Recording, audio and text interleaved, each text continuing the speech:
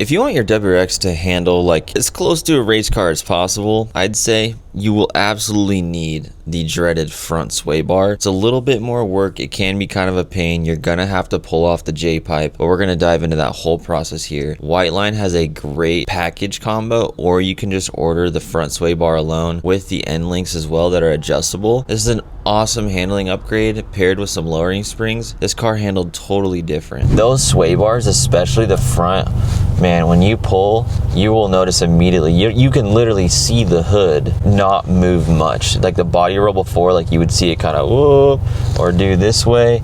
Now it's just that hood, just the horizontal line stays horizontal. It does not move much. And the car feels so planted. So we're gonna dive into the process, touch on all the hard parts. There's a link in the description, and whether you click on it just to check it out and look at the price and everything else like that, or purchase from it, that's the best way to support us here to keep making videos like this to help you through your process and working on your car. We appreciate you so much. Let's unbox it, install it, and we'll talk a little bit about how it drives after, and good luck on your install. Thanks for being here. In this box is the Whiteline sway bar kit for the VP WRX. We'll pop it open. Aside from lowering it, the best thing you can do to make it steer better and handle better is sway bars and taking out how much the car rolls. Just doing a rear sway bar on a car like this makes an insane difference, but you do the front as well, combined with the sway bar end links, turns out to totally transform the way the car handles. Whiteline has some really nice packaging for the sway bars. It's in this really thick plastic to protect it.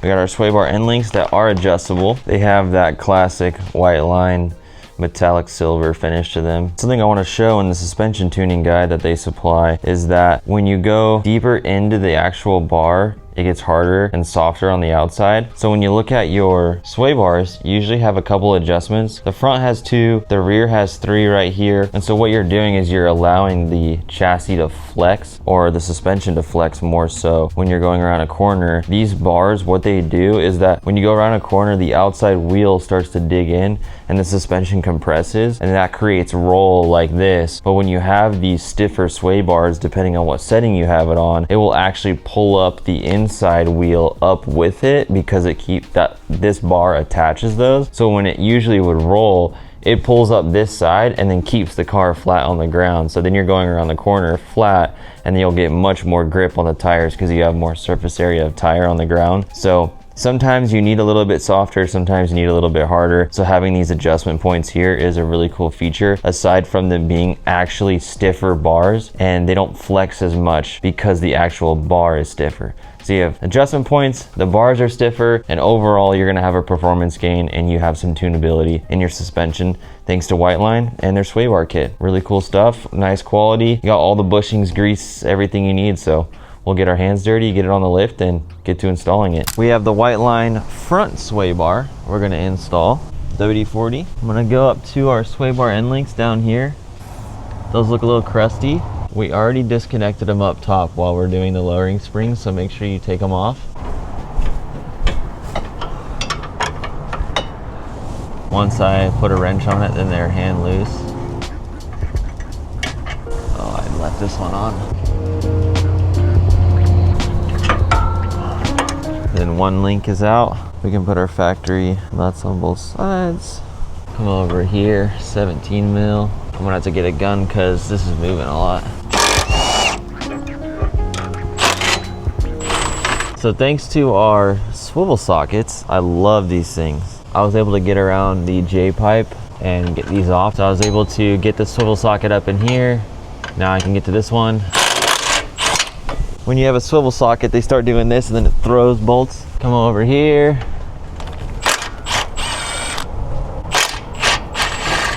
Our sway bar is completely free. Now it's a game of playing hokey pokey to see if we have to pull out exhaust pipes or not, which is not ideal.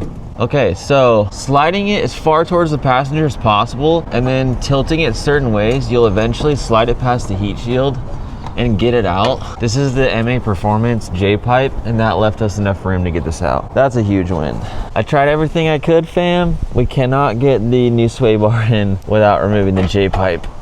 There's a guy that has an ETS turbo kit that could slide it on, but with a factory style, even aftermarket like this MA Performance one, it won't fit. So I'm gonna set that aside, grab my sway bar that I took all the paint off for science to figure it out if it's possible or not. The bigger sway bar is not fitting. I don't know if these metal tabs are in the way. I'm gonna try and close them together. Oh, there we go. A sandwich on my, yeah, these little grips are working.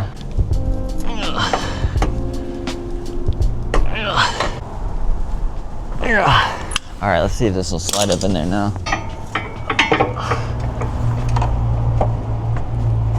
A little lube don't hurt nobody.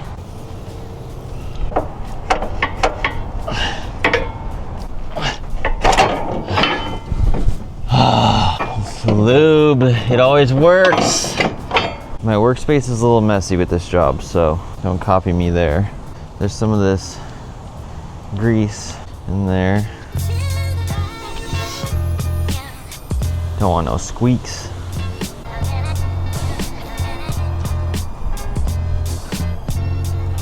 Put it around the bar.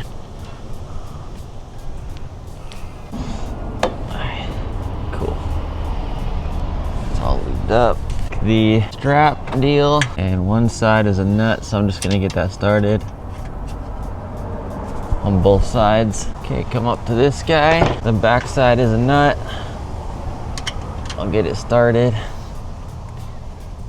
Grab the bolts.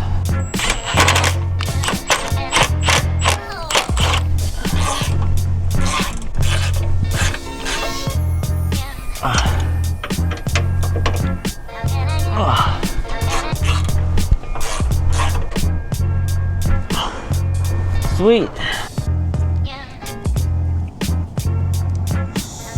Get our aftermarket links. Go up into the strut first. Washers on each side. We have lowering springs on it now, so I shortened this end link all the way. So then on the back side, this is the softer setting because it's the furthest point away from the middle of the sway bar. We'll get both these on by hand and we'll come back and tighten them. I'm gonna make sure that both of these are tight, no space to start with. Put the washer on. I'm gonna head up top, slide this in the strut assembly, take one of my nuts, get it started. Make sure you have the link going from the outside in. I have a 19 swivel socket, my best friend.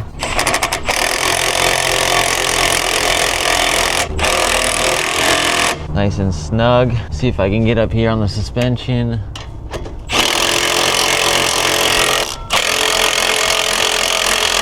So the top and bottom is tight. Now you can grab the actual link and watch it lower. So if you want more forgiveness, a softer, firmer setup, I wanna go all the way tight, and then we need to tighten these guys down here. These are 17. Just tighten the lock nut to the actual link. Cool, that's stiff. That's good. This is normally when editor Justin tosses in some B-roll of our finished product, but this thing, the paint is beat up. That was for science to see if we could really do it without removing the J-pipe. So I'm not usually down to thrash things, but if it's a little scuffed up, you know why, and it was to try and save you guys some time.